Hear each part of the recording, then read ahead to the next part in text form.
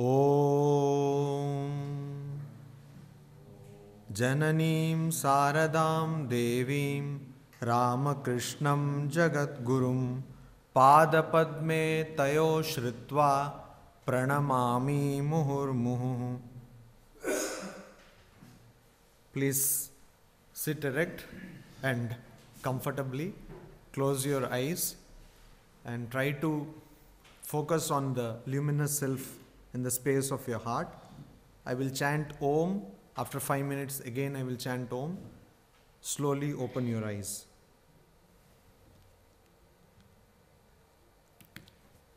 Om.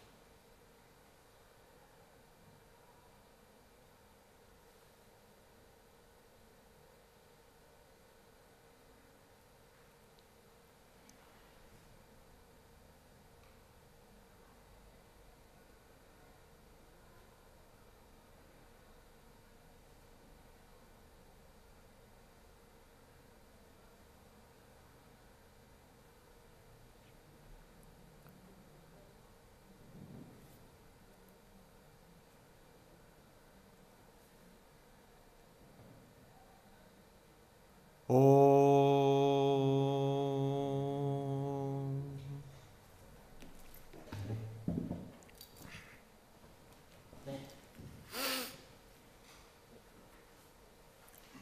Shanti mantra. Please chant after me. Om.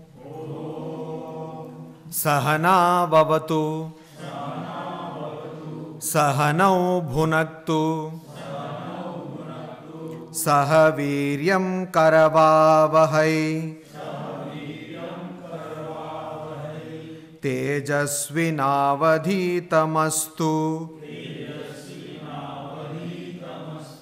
मा विद्विषावहै. ओम शांति शांति शांति.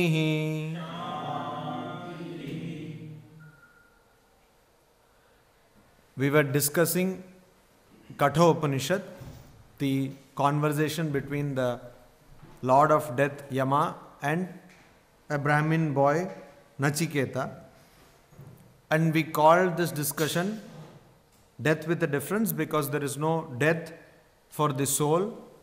It's only a name we have given to this apparent phenomenon, the thing which we see that people die. But in reality, there is only one truth, one reality, one principle, and there is no death for that principle. We call this principle Brahman in Advaita Vedanta. Now we go to the 7th mantra of the 3rd canto of the 2nd chapter of Katha Upanishad.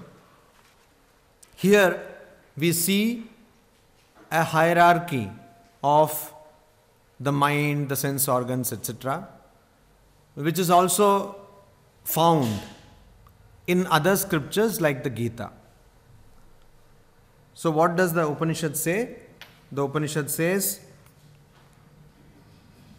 I will chant it, you can follow. इंद्रियेभ्य परम मनो मनसः सत्वमुत्तमं सत्वादधि महान आत्मा Mahato अव्यक्तम उत्तमम. What does that mean? Indriyebhyah param manah. The mind is superior to the sense organs. Sense organs. Then manasah sattvam uttamam. What does sattva mean here? Sattva means intellect. So this sattvam, intellect, is superior to the mind. And mahat is the great soul. So when this creation or when this evolution or the manifestation of this universe took place because of ignorance, and ignorance created this universe from Brahman. So first thing which was created could be called Mahat. That is the first soul, great soul. So that is superior to the intellect. And the unmanifested. So Mahat is the first manifestation. And before that, the unmanifested, that is Brahman, is superior to Mahat. So this is the hierarchy. Why? Because senses, when we see that the mind makes the sense organs act. So if you are there in a class physically, but you are not there present mentally, so the class may be going on, so many things may be going on, and you are not aware of that because you are also going on somewhere else. So this mind controls your physical sense organs or even the nerve centers. You are seeing something, it is just in front of you. Like we all know, most of us have done in our lifetime, that is, we are studying and there is one page in front of us and that page is there for hours together. So then we realize that the page has not, you have not progressed at all because your mind is somewhere else. So this shows that the mind is superior to the sense organs. And intellect is superior to the mind. How do we know? When your mind becomes moody, at that time there are certain things in our daily lives which we need to do. So we tell our intellect, no, you have to finish this, otherwise you will be fired. Or you have to finish this, otherwise you will fail in the examination. So the intellect tells the mind to follow in line. So that is what. So this, and then Mahat, of course, because it is the first soul, first manifestation. So this is superior. And Brahman is the cause of everything. So that is definitely superior.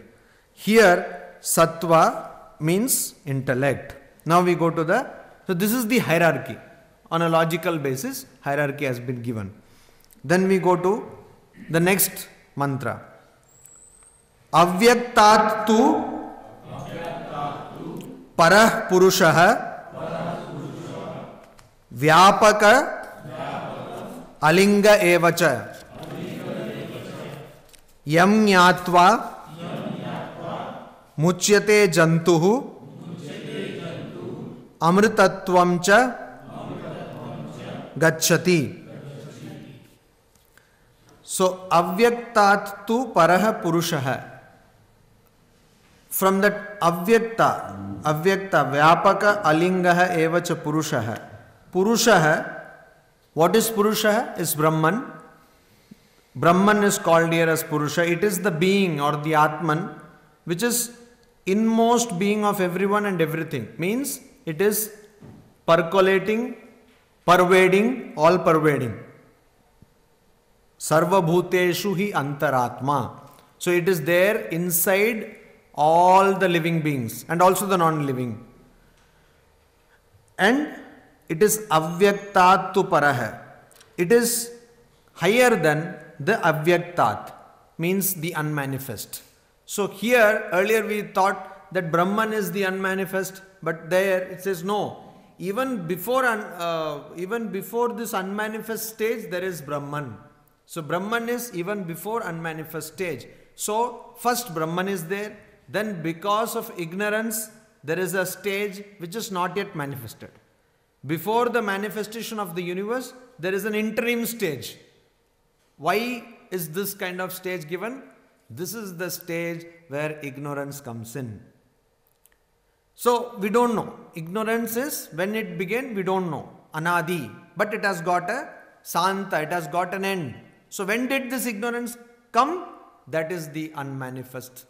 Before this unmanifest, that unmanifest state. That is the unmanifest state. So that ignorance has come. So in this particular time, you have Brahman plus ignorance.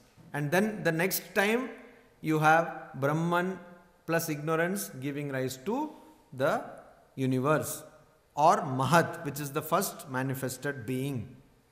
So what is being told here? Avyaktatu para Purusha.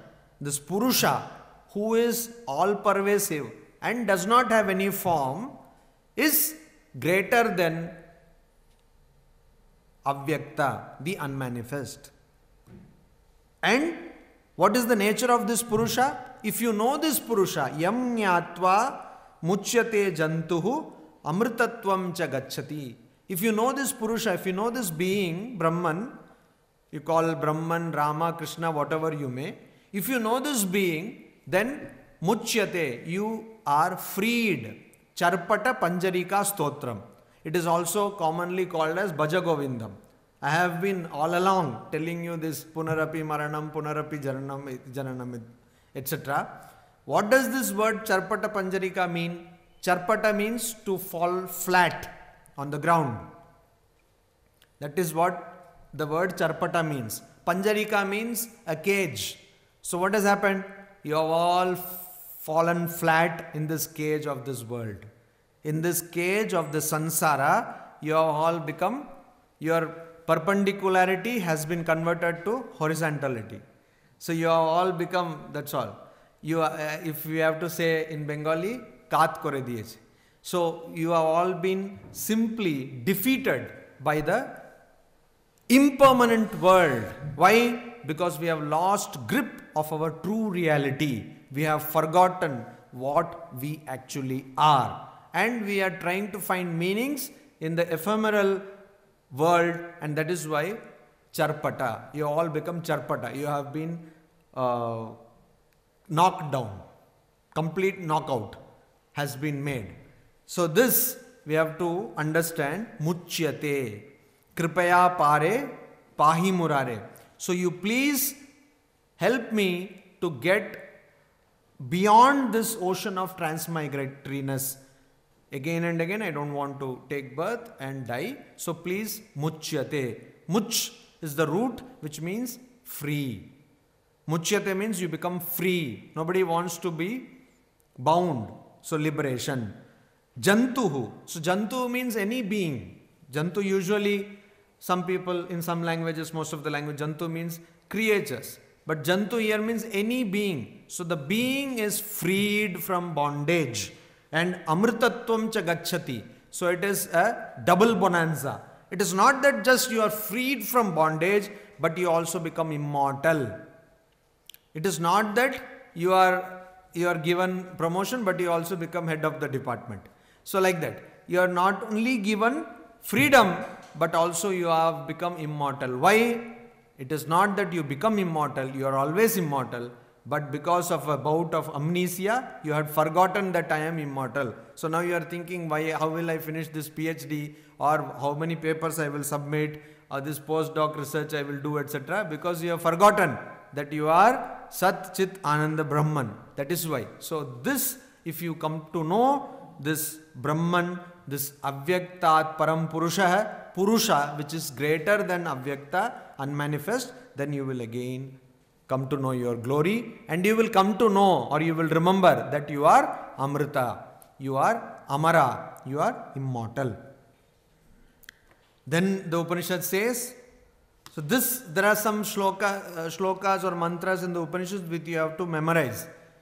I have been repeating it again and again. This is one. There are so many others also, but this is one oft quoted. What is it? Na samdrishe tishtati rupamasya na chakshusha pashyati kaschanainam Hrida Manisha Manasabhiklipto Ya etad Viduramritaste. So the Bhavanti. So the word is Ya etad viduhu amritaha te bhavanti. Ya etad vidura amritaste bhavanti. So it should be, it is in a meter. So na sandrishe trishtati rupamasya na chakshusha pashyati kaschanainam hrida manisha manasa biklipto ya etad vidura amritaste bhavanti. So like that, if you keep on memorizing, you will, when you have nothing else to do, your brain sometimes, very rarely, it becomes inactive, means it has got nothing else to do, suddenly this mantra will come. You will suddenly think, how many boons did Nachiketa ask and how many he got and all that. So that is how your brain should function. Always thinking of higher thoughts. That is why we have to memorize. So, na sandrishe tishtati rupamasya. Asya rupam. Whose rupam? Brahman's, not Brahma. Brahma is that four-headed God. Brahman is this ultimate principle. So its form, samdrishe na tishtati. It is not a object of vision. It is not a perceivable object. Drik, drishya, viveka. So what you see is the drik, drishya, and who sees is drik. So who is the seer and what is the seen? That is the idea.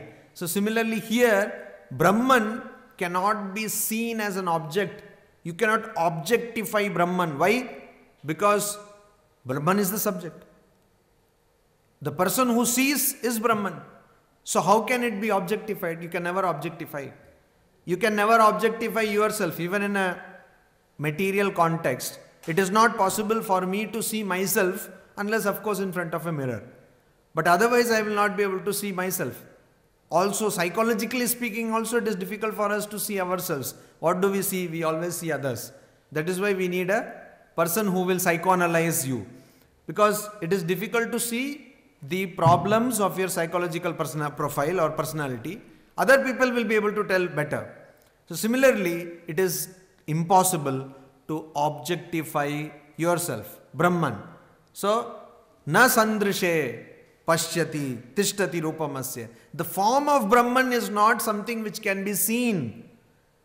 Then, na kaschana enam chakshusha pashyati. The same thing has been told in a different language. Na kaschana, nobody can see chakshusha pashyati. This through eyes, nobody can see. Hrida manisha. Manisha, Hrida. In the heart, with the help of pure intellect, manasa, by constant thinking, abhikliptaha, this Brahman is revealed. Brahman is revealed. Ya etad viduhu, those who know it, know this Brahman, te amrita bhavanti. Again the same thing which we saw in the earlier mantra has been told. Those people who know this. So how? You have to purify your intellect. You have to purify your mind. Only by purifying your mind and intellect, taila dharavat is the expression used in Patanjali Yoga Sutra. By constant contemplation, just like when you pour oil, because of the viscosity of the oil, you see that there is no breaking in the thread, taila dhara of that oil, the flowing of oil. When you pour oil from one container to another, it is an unbroken thread which falls, unbroken flow. Similarly, nididhyasana or the contemplation on your higher self should be unbroken. And only then you will be able to abhiklipta, means you will be able to reveal, or this Brahman will reveal itself. Why reveal is the word used? Why? Because just like when sun is clouded, sun is covered, enveloped by clouds, sun remains, nothing happens to sun. It's from our standpoint, we don't see sun. And so similarly, because of ignorance, we don't see our true nature. So once you get this cloud removed, once you get this ignorance removed, automatically sun will be revealed or the Brahman will be revealed. That is the idea. And the next mantra is Yada Panchavatishtante Jnanani Manasa Saha Buddhischa Na Vicheshtate Tamahu Paramam Gatim.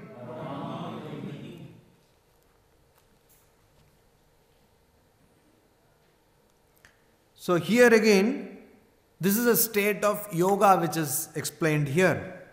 Now you are being told, Hrida Manisha Manasa Viklipto. This will be revealed if you constantly practice, etc. How will you practice? Or what is the state when you will suddenly get? So what is ignorance? Where is ignorance? First of all, what is it? So similarly, this Aqua Sure. Aqua God has brought a new mineral water. Great. So they only had this filter thing. Now this Aqua God has brought one mineral. It's not mineral water, bottled drinking water, packaged drinking water. So they have brought this. Now there are two things in this. One is Aqua Sure. So I tell somebody, say I tell Professor Somnath, he is our Devadatta. No? For this class he is the Devadatta. In Upanishads you have this Devadatta. That is the generic name for a person. So in our class Professor Somnath. So I tell Professor Somnath, sir, this is Aqua Sure. So there are two aspects of this information. What are those two aspects? First is what it is. Second, where it is. What it is, Aqua Sure, what does it mean? I am not sure about Aqua Sure. So what are you talking about? So I will tell, oh, this is a new packaged bottled water. So I said, okay, who has brought it out? The Aqua God has brought it out, etc. Now, okay, I want this Aqua Sure. Where will I get it? So earlier mantra said that this Brahman is there, and if you know Brahman, you will get this double bonanza of first getting freed from this Janana Marana cycle, and second is that you will become immortal. Actually it means the one and the same thing, but that is the way it was expressed. So now the question is, we know what it is. We know that Brahman is something knowing which we will be freed. Next question is, how do we attain it? Where do I get Aqua Sure? So how do I attain it? The question is that. So immediately Shankaracharya, this Upanishad and also Shankaracharya in his commentary gives the explanation of the path of yoga. Shankaracharya in many places has told that to purify the mind or to get control over sense organs, you have to take help of the yoga system of philosophy or practice aspect of yoga system of philosophy by doing what? By controlling your mind, concentration, practicing meditation, etc. So in the Patanjali Yoga Sutras, we see there are two types of samadhis, Savikalpa Samadhi and Nirvikalpa Samadhi. Savikalpa Samadhi is some samadhi where again there are some kind of dualistic thoughts. But Nirvikalpa Samadhi is some place or a state of your mind where there are no thoughts in your mind. So this ignorance, how does it come? What is the location of ignorance? It is your mind. Because your mind says you are happy. Your mind says you are hungry. Your mind says you are sad. So the mind is the crucial place where all the dualities come into play. So if you have to understand your true nature or true personality, that is Brahman, then this mind should go. Like in society also we identify, these are the people who are responsible for the bad condition of India. If India has to come, it has to progress, first these people should go. So like that. Mind is the enemy. In this whole feature film of your life, mind is the villain. So if you have to become hero by realizing Brahman, you have to first kill mind. That you have to keep in mind. Okay, that also you have to keep in mind. You see, this is the language. We always are in duality. So that you have to understand. That mind should go. That is why here in this shloka, it is told, Yada, when Pancha Jnanani, the five sense organs, What are the 5 sense organs? Okay. It's very, so the expression is that it is very, okay, really, you are asking this question. It's like asking what is the sun. We all know. Okay, 5 sense organs. Then, manasa saha avatishtante. When these 5 sense organs become inactive, manasa saha, along with the mind, then buddhi chana vicheshtate. And also vicheshtate doesn't work. Vicheshtate means to work, and na vicheshtate means not work, means being idle. So when buddhi also, the intellect also is idle. In the previous one mantra, we saw one of the previous mantras that mind controls the sense organs and intellect controls the mind. So the whole problem is created by this 3 musketeers. Sense organs, if you can call it as one, and mind and intellect. So all these 3 people should go. If all the 3 people go, then there will be no problem. Tam. So then Paramam Gatim Ahuhu. That is talked of or told of as Paramam Gatim. Gati means, it can mean speed, it can also mean destination or goal. Here it means state. So that is the highest state. Who say that? Ahuhu say. Who say that? Panditaha, means people who have realized. They say that the highest state is to kill intellect, mind, and so you see, this is about death. So jokingly, in death, whole Upanishad about death, there should be somebody who should die, no? Otherwise, what is this about death? So here we are talking about the death of mind, intellect, and the sense organs. So you have to all purchase different type of AK-47 through which you can kill, by which you can kill these things. What is that? That is told.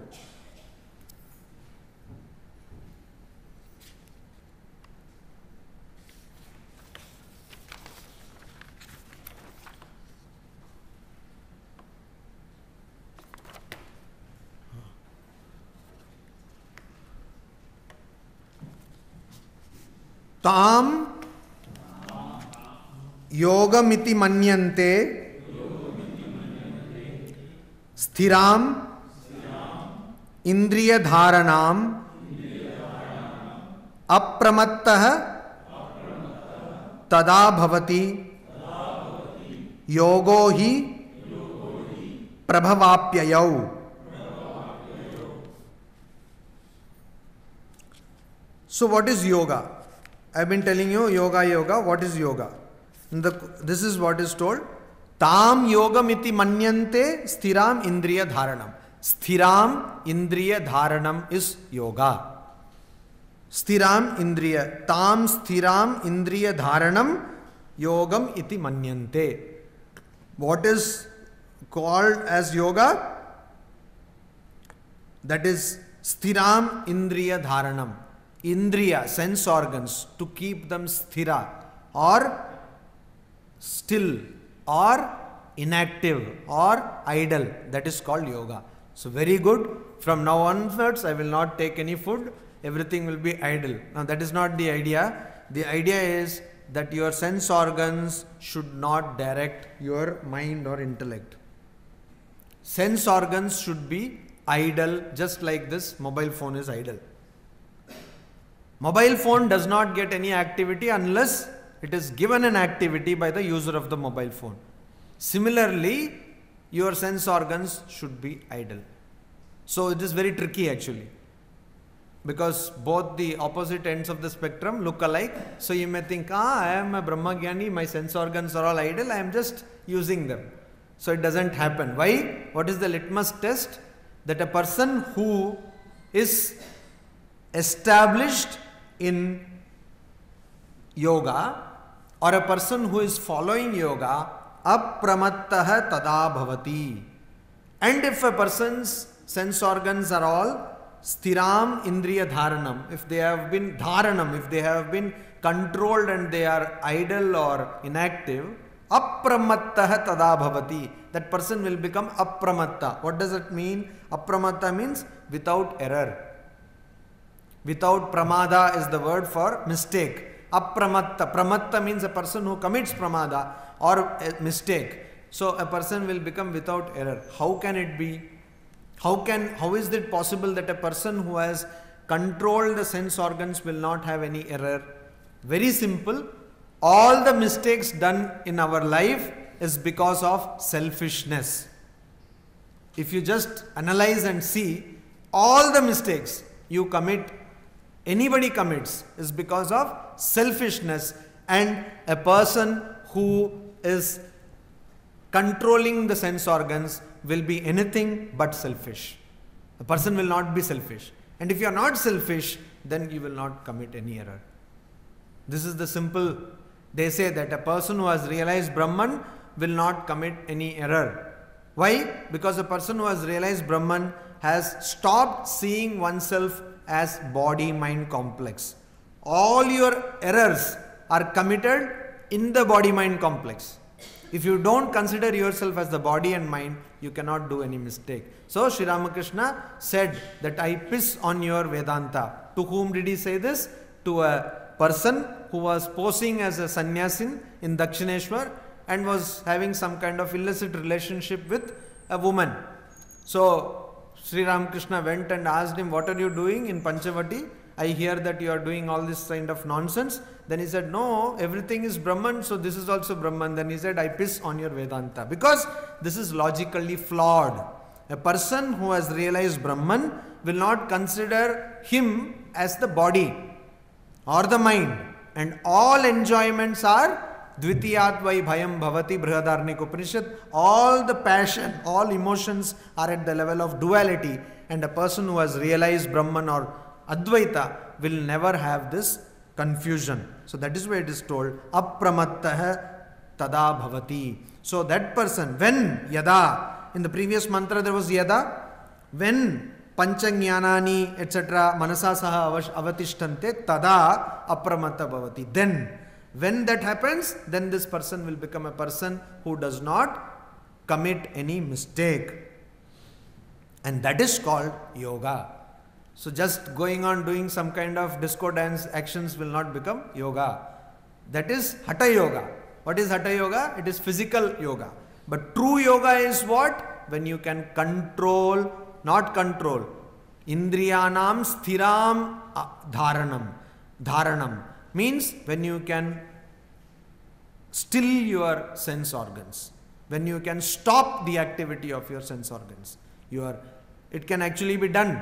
That is why Sri Ramakrishna was very famously told that let us go and see this person who dies again and again and comes to life again and again. Because he could still his activities, all your metabolism, everything can be stopped. And that if you stop, that is at a physical level, but also at the much higher mental level, you can stop the activity of your sense organs.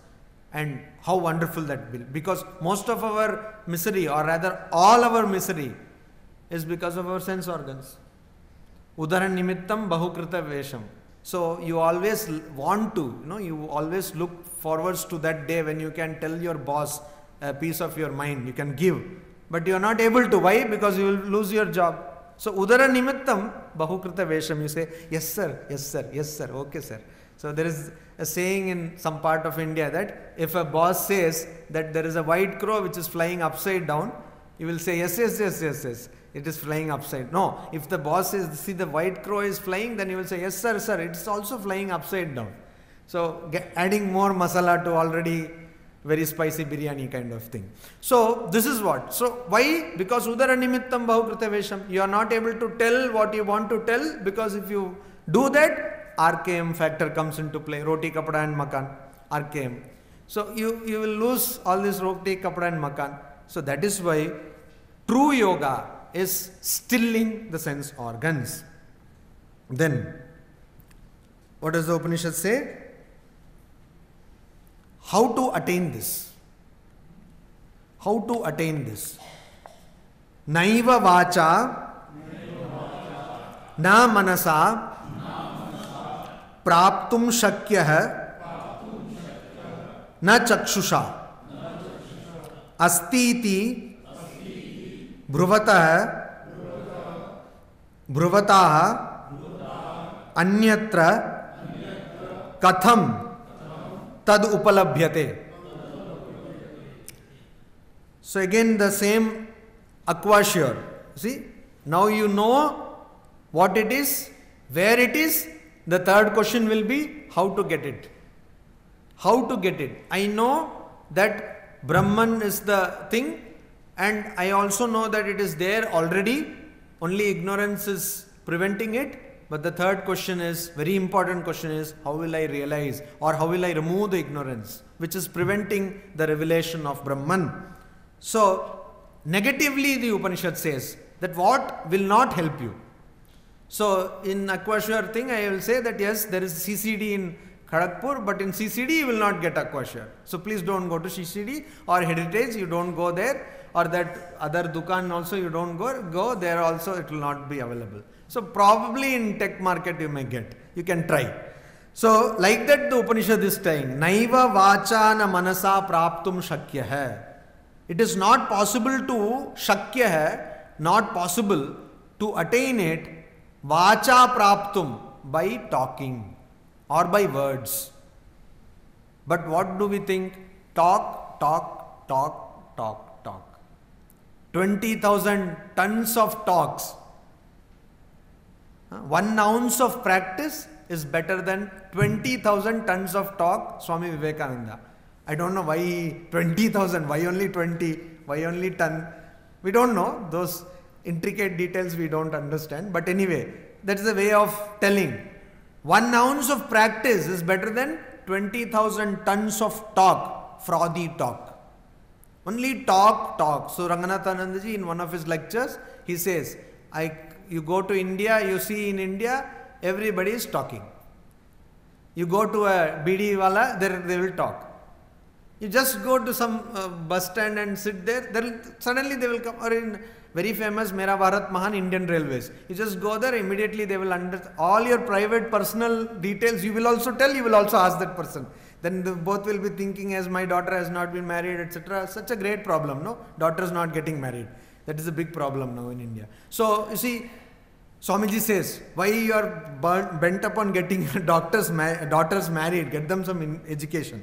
So like that, you always talk. As if you have no other work, you talk. If there is some work, you talk. Because of work, you have to talk. So, essentially what has happened? Productivity is zero.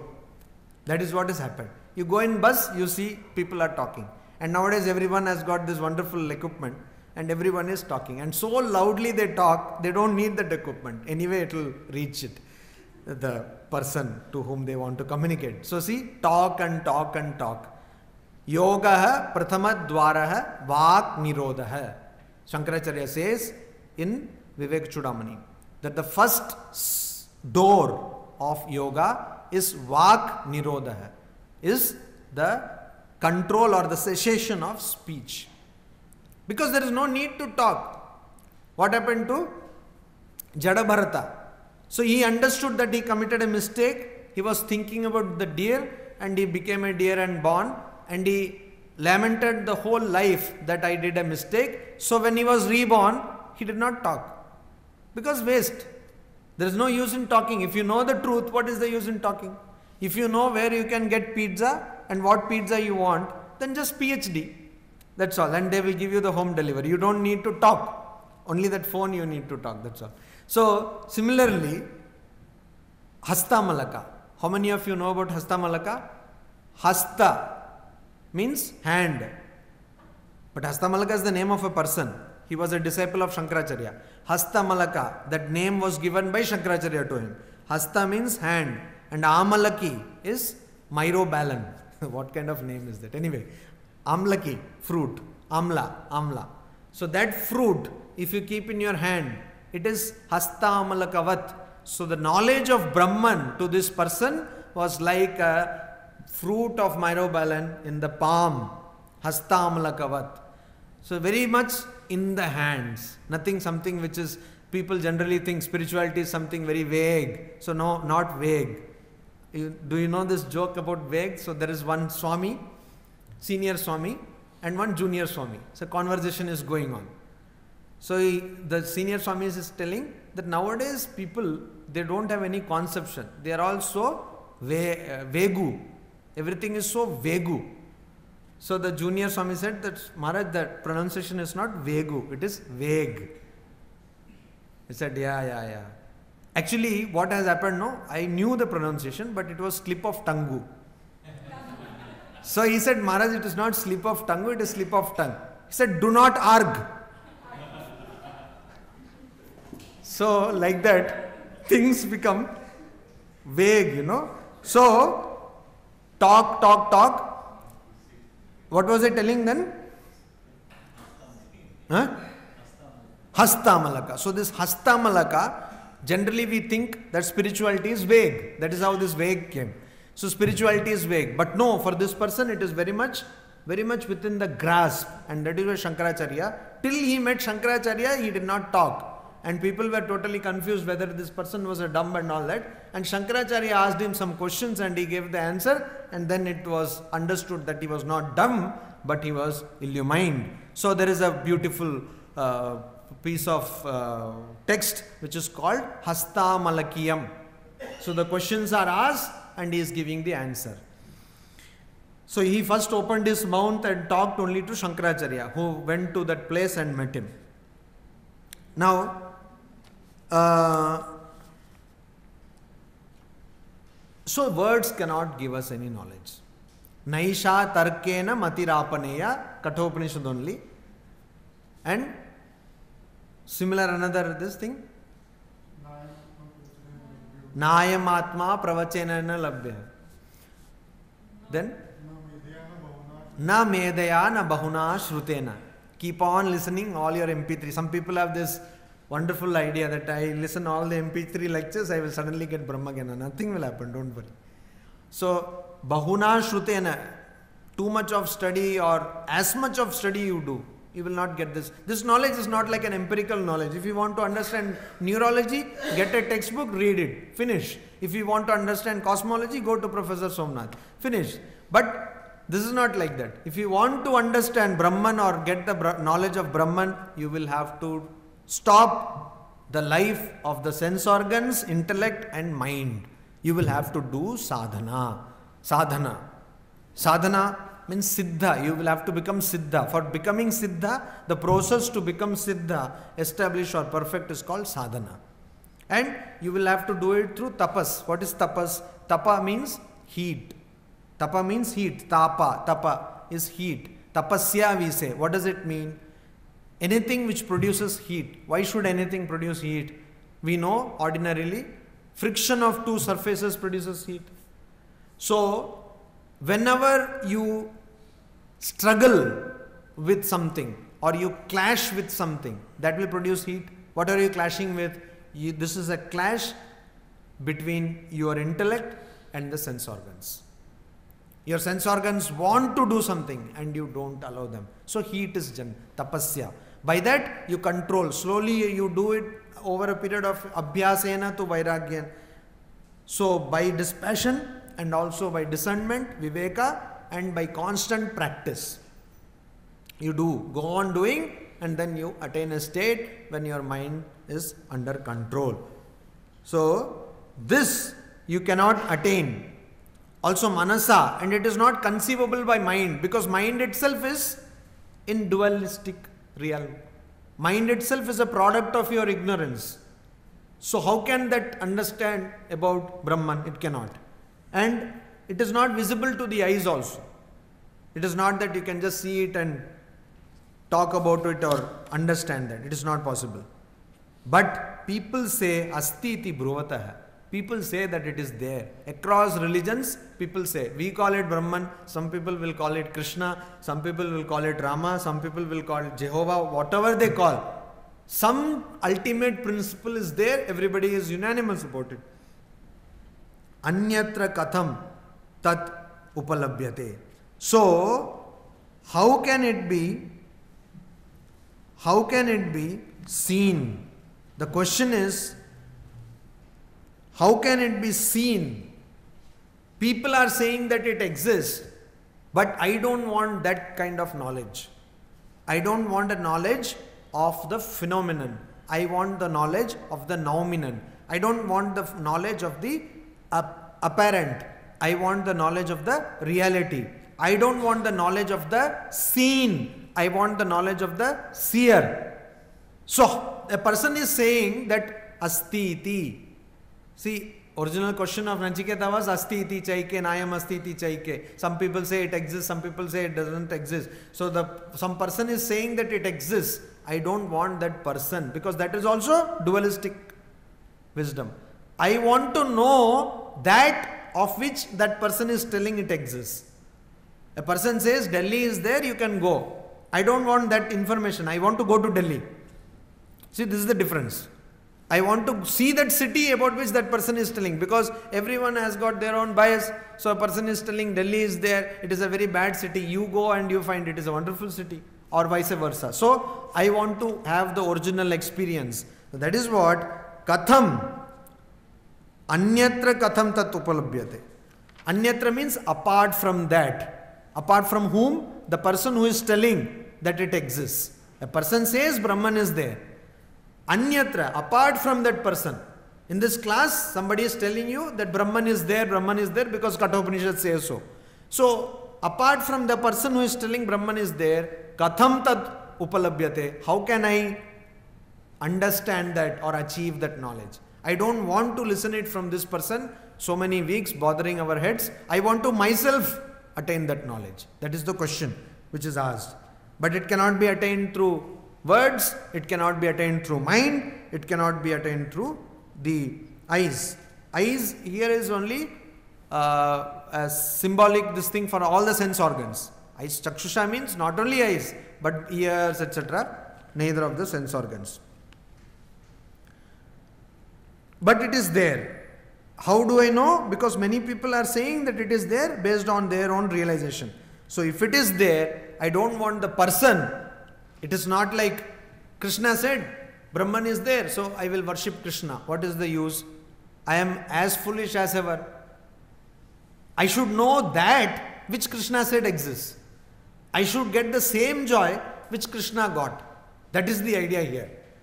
You took mango and you say it is nice. So by that statement, if I record it and put it in MP3 and listen again and again, mango is sweet. Will I get that experience? I will never get that experience. I have to myself eat mango, and then I may not like also. Depends. But that experience will be my experience. So here that is what is told. Anyatra kim tat katham tat upalabhyate.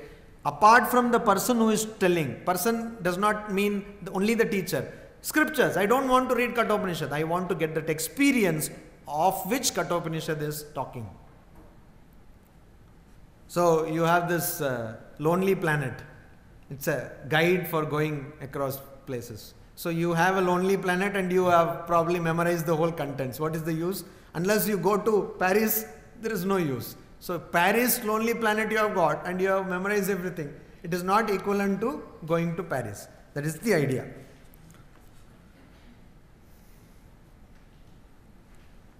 Asti iti eva upalabdhavyah tattva bhavena chobhayoho asti iti eva upalabdhasya tattva bhavah prasidati. Asti iti eva upalabdhavyah. Upalabdhavyah, this is called tavya pratyaya, or the suffix tavya means it is in a mood of injunction, injunctive mood. You have to, vidhiling, you have to do this. Upalabdhavyah, shrotavya, mantavya, nididasitavyam, nididasitavyam. So here upalabdhavyah means you have to realize or you have to attain. Shrotavya means you have to hear. Mantavya means you have to contemplate. You have to think about it, analyze. Nididhyasitavyam. So this is all injunctions. You are given a command. So somebody says Saindavam anaya means bring salt.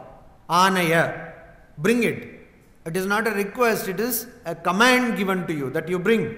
So similarly here, in every language there is a mood, such a mood. So here also it is told that you have to upalabdhavya, you have to realize this asti iti eva. You have to first realize that the self exists.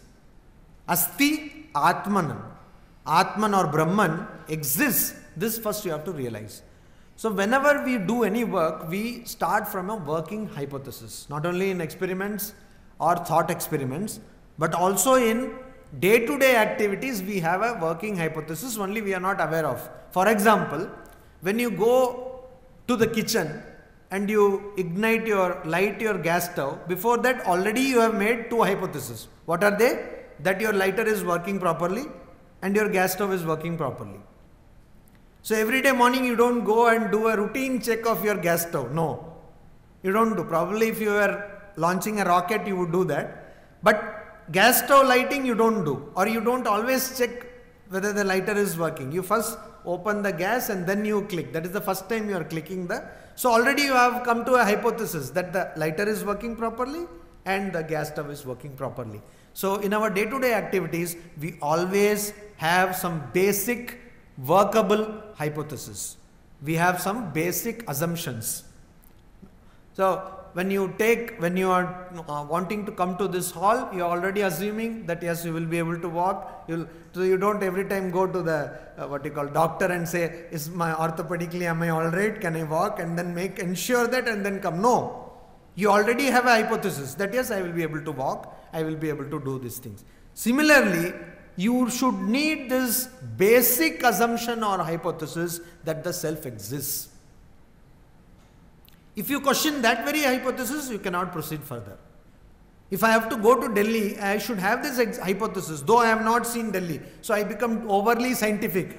Actually, there is nothing called overly scientific. Why? Because even science, you make a hypothesis that Isaac Newton was right. You first make a hypothesis that classical physics is correct. Then you make a quantum leap. But if you, in the beginning itself say, doubt everything, then you have nothing to proceed. Based on what will you proceed? Similarly, here you have to make the hypothesis that Brahman is there. Why? Because so many people have told it should be there. Now this is the hypothesis. Now I have to prove it or disprove it. That is what. So, asti iti eva upalabdhavya. First realize that Brahman is existing. Tattva bhavena cha ubhayo. As it really is. So actually Brahman is existing. But first realize that. That is why in spiritual practice, we say that there are two types of realization. Two types of conviction. One is the intellectual conviction, another one is the experiential conviction. What is the intellectual conviction? Delhi is there. We are all convinced. Or say Honolulu is there. We are all convinced. Or Timbuktu is there. We are all convinced. Most of us, or rather none of us, would have gone to Timbuktu or Honolulu or Iceland. But we are convinced of this place. So intellectual conviction is there, but experiential conviction is not there. Why? We have not experienced Timbuktu. We have not actually gone to Timbuktu. So we don't know that this place exists through our experience. But through google.com we know, so we believe Google more than we believe Vedas, so we accept it. So this is similarly in spiritual practice, there are two types of conviction. God is there. Brahman is there. This is one conviction. You are intellectually convinced. Intellectually convinced means what? Manisha. You have a strong conviction. It is not intellectually convinced means tomorrow somebody will come and can disprove you. No. That is not intellectual conviction. Unbreakable conviction. A conviction which cannot be broken. That kind of very strong, firm conviction. What is the base? What is the sign of ignorance? One of the signs of ignorance, we are all convinced that we are the bodies. We are all convinced beyond doubt that we are bodies. That is why so much of money is spent in cosmetics.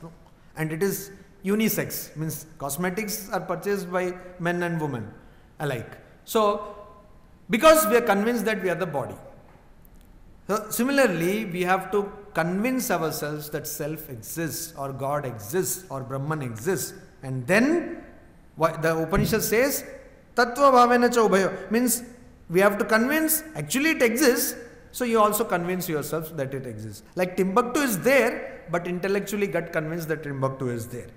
And ubhayoho, of these two aspects, the real nature of the self,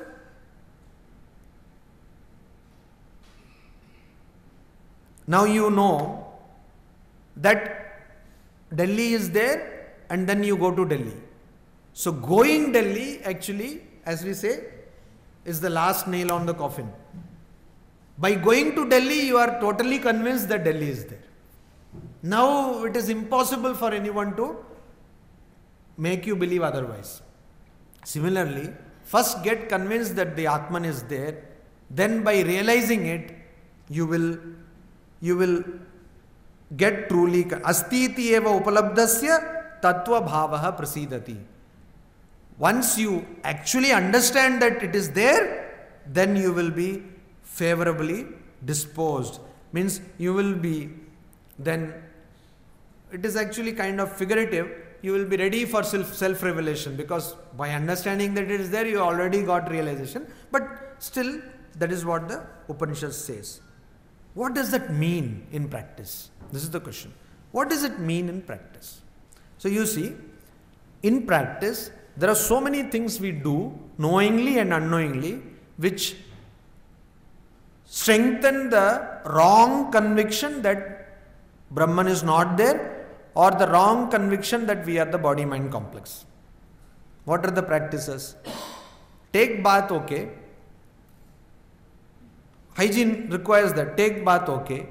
Why should you spend so much money on the decoration or the what called cosmetification of something which you believe is not your personality? If you do that, okay, wear clothes, okay, society demands that.